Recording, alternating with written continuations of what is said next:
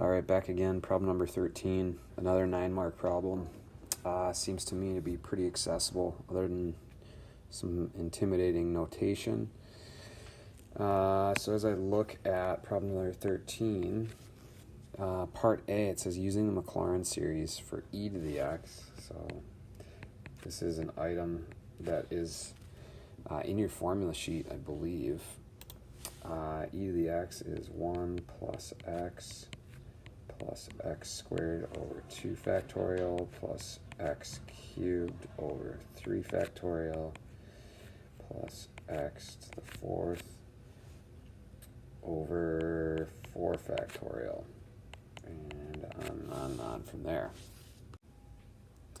Okay, now it does say just list the first 4 terms of a series for e to the negative x squared over 2, so I likely will not need my 5th term, which is my 4th degree term here, so we can scratch that. Okay, but e to the negative x squared over 2 will be the same as e to the x in its shell, in its purest form, but then I'm going to square it. Okay, so, excuse me, then I'm going to perform all the necessary steps here, plugging in negative x squared over 2 into each of the nested locations. So e to the negative x squared over 2 should be equal to 1 minus x squared over 2 plus x to the 4th over 8, because this will be 2 squared, which is 4, times 2 factorial, minus x to the 6th over 6 times 8, which is 48, right? So hang with me. This is negative x to the 6th over 8 over 6, right? Or 3 factorial, so that'll be over 48. So here for part A is the first 4 terms, the 6th degree polynomial representation of e to the negative x squared over 2. Okay, so part B says hence, so using this, what we just found in A, find the first 4 terms of this series. Now, this is a series, it doesn't look like it, but using the second part of the fundamental theorem of calculus, and it's kind of the second part of the fundamental theorem, but really just evaluating this integral from 0 to x, and we're going to see a series come out of it, right? So it's using the first part of the fundamental theorem, in essence.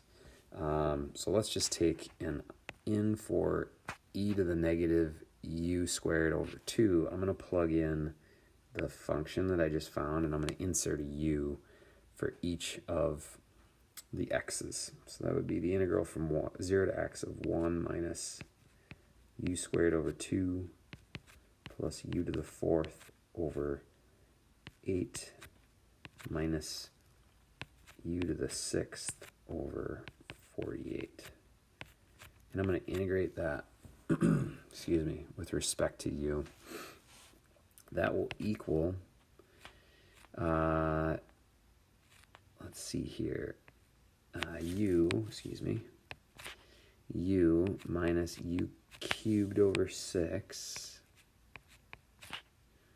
plus u to the 5th over 40 minus u to the 7th over 7 times 48, which I believe is 336. And I'm going to evaluate that from 0 to x.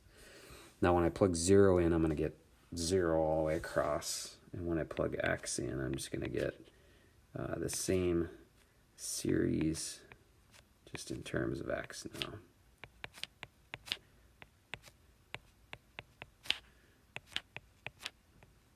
Oops, that should be 7.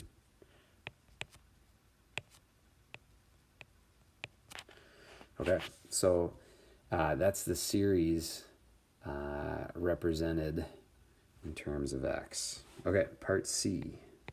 It says use the result from B to find an approximate value for the integral from 0 to 1 of e to the negative x squared over 2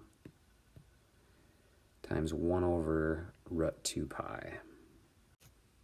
Okay, so a couple different ways you could do this. You could take 1 over 2 root 2 pi and multiply it by 1 minus 1 cubed over 6